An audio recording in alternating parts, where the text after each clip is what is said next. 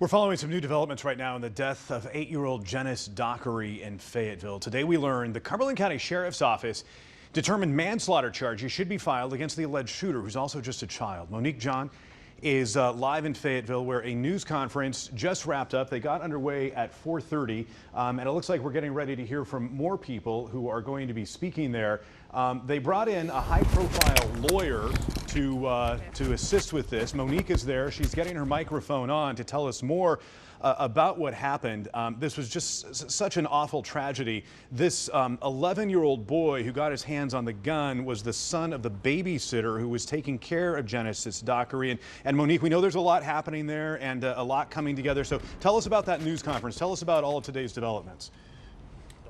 So the family was quite grief-stricken. They couldn't say too much. Their lawyer, Harry Daniels, mostly came out and spoke on their behalf. They did express frustration that it's taken about 3 weeks now for the Cumberland County Sheriff's Office to take meaningful action in this case, but what we do know is that the Sheriff's Office has filed a complaint to the Division of Juvenile Justice, just calling on them to file a petition for action here for what are charges of larceny and also manslaughter in this case.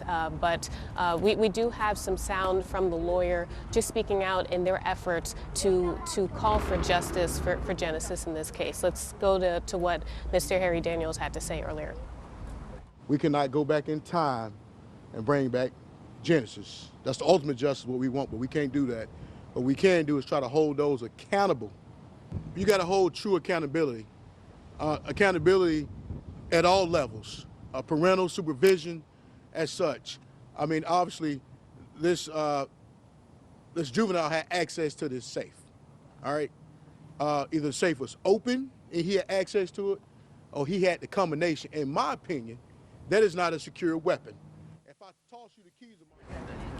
Now, at this time, this investigation is still ongoing. It very much is an active effort. So Daniels explained that while there haven't been any charges filed at this time for anyone involved in that, no adults, no supervisors have been implicated in this crime just yet. It is possible that charges could be filed for guardians, for supervisors of these children, perhaps for a charge of negligence, something that's at the root of this case here as this investigation unfolds and as evidence crystallizes for that. But until then, right now, we just have this complaint that has been filed for a petition from the Cumberland County Sheriff's Office.